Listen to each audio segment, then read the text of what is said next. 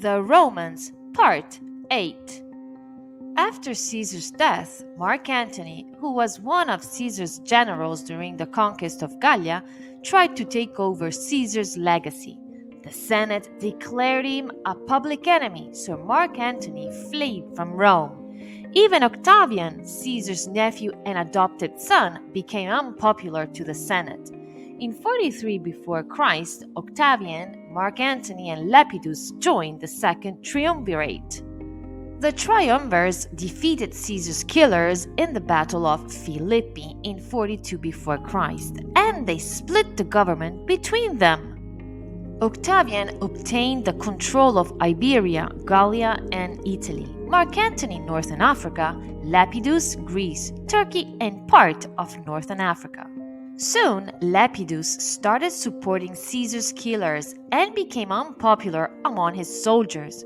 Without his men, he had to surrender to Octavian. Lepidus retired and spent the rest of his life in Circeo. The Second Triumvirate came quickly to an end in 32 before Christ, when Mark Antony met Cleopatra, Queen of Egypt. The Senate was afraid of Mark Antony's growing power. Octavian, who was the protector of the Republic, in 31 before Christ defeated Mark Antony and Cleopatra at Antium.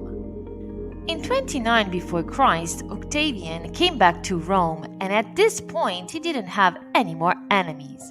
After so many years of civil war, people just wanted peace. In 27 before Christ, the Senate elected Octavian Princeps Senatus, giving him the title of Augustus also. Octavian never called himself king because the Romans were still not ready for a king. At the time, more than 80 million people lived in Augustus' empire, from Iberia to Syria, from Gallia to Northern Africa. Augustus became the only leader even though the Senate had still some power.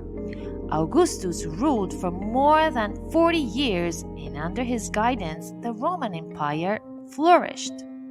Since the Senate still had formally all the power, Octavian could not elect his successor. So he had to adopt an honored man that the Senate would legitimize. Augustus' successor was Tiberius, who started the Julio-Claudian Dynasty. The Julio-Claudian dynasty ruled from 27 before Christ to 68 Anno Domini. Tiberius had a difficult relationship with the Senate. He married Augustus' daughter, Julia.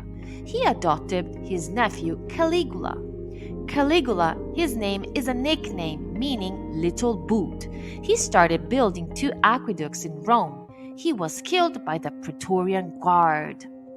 Claudius conquered Britain. He was the first emperor born outside Italy. Nero was popular among the Praetorian Guard, but not among the Roman aristocracy. He was declared public enemy by the Senate.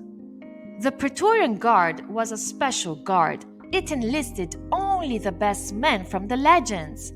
Its main duty was to protect the emperor from the enemies. But soon the guards became so powerful that they decided about life and death of an emperor.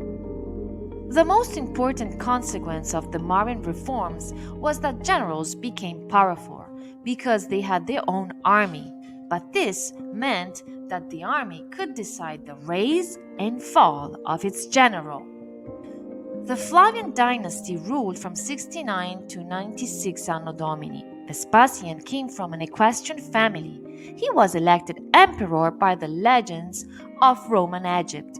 He started building the Colosseum in Rome. He gave stability to the empire. Titus succeeded his father Vespasian. In 70 Anno Domini, he destroyed the Temple of Jerusalem. Domitian took away all the power from the Senate.